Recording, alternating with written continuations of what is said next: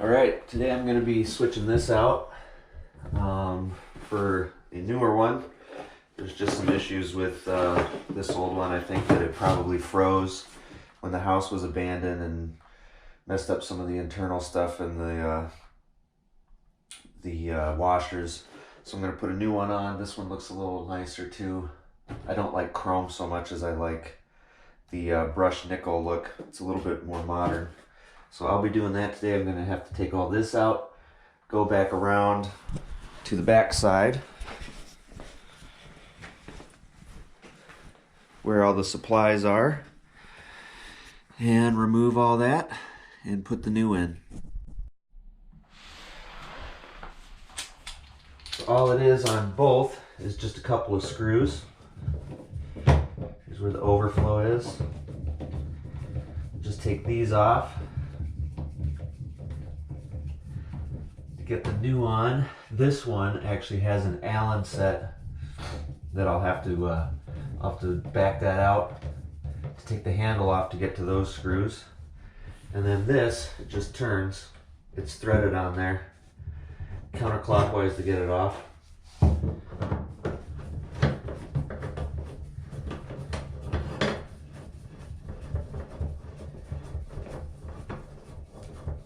So, once I have these off, I'll show you what that looks like.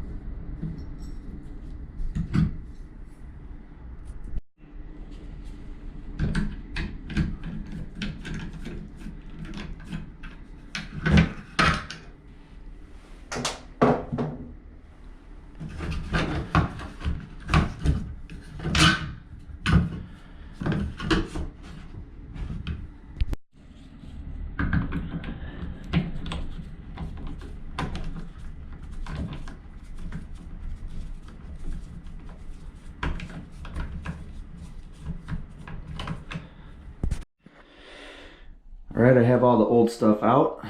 I'm getting ready to put the new in.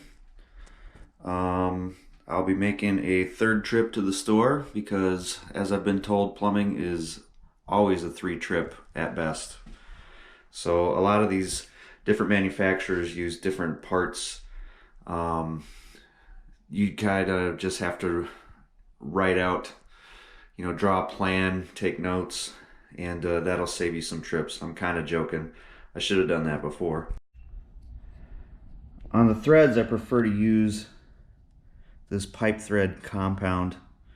I used to use tape, and I just find it binds up. It doesn't work as well, so I've been using this, and it has, it has a better seal, just looks better.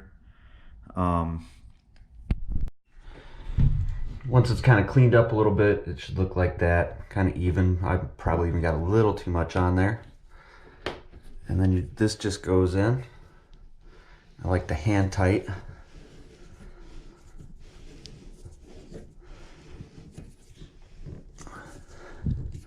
And then to get it the rest of the way, I'll show you how I do that.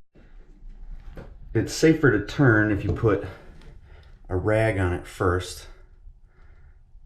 That way you don't mark it up. I try and keep it as far to the back as possible so that I can put the beauty ring on there and do a dress up on that way. That way you never see any marks if you do leave any.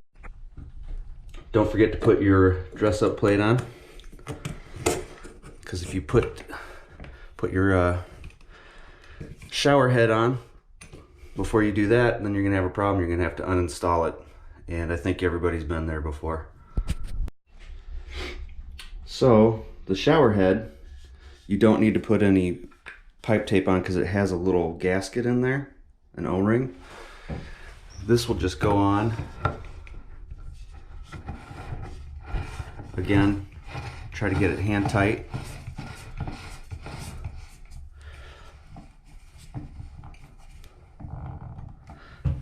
And then to seal it properly,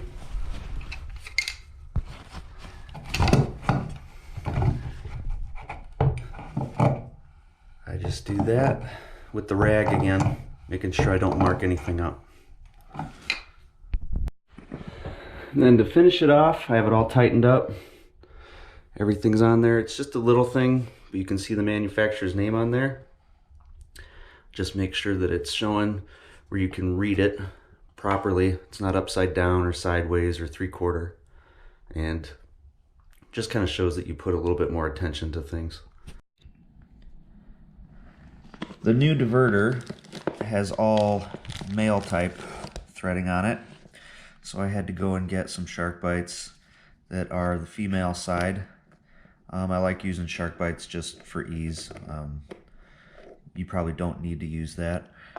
And it's important to know that you have to find where it says up on these diverters when you finally do install them. You don't want to install it upside down or get the hot side on the cold and the cold on the hot. So just keep that in mind when you're installing your diverter. Alright, I got that part on. Now it's time for the wall plate for the diverter. It's going to go on just like that. You can see where the those large screws are going to go in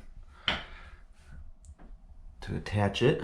So I will take a video of that once I get them started. Alright, the plate is on. Again, with like most things, you just want to hand tighten it until there's some resistance there. There is a gasket on the back of these that keeps water from coming through once you're actually using it. And there we are. That looks pretty nice. So just like the other handle that I removed, there's 3 parts that go on. And this will dictate how much hot water can come out. So you can adjust that slightly. And then this will be the final piece that goes on. And you just screw that screw into the center right there. And then we can put our handle on. So you can see it's installed now. And this handle goes on just like the last one with a set screw on the bottom. It'll just fit right in there like that. And then you put the set screw in.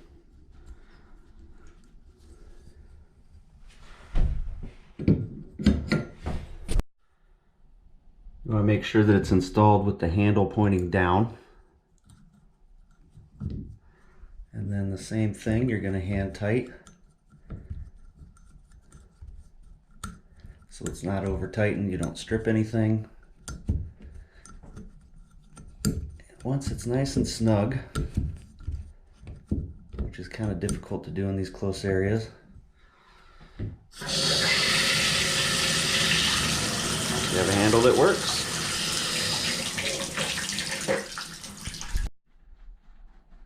Okay, that looks a lot nicer. And before there was almost no water pressure. As you can see, there's quite a bit of water pressure now.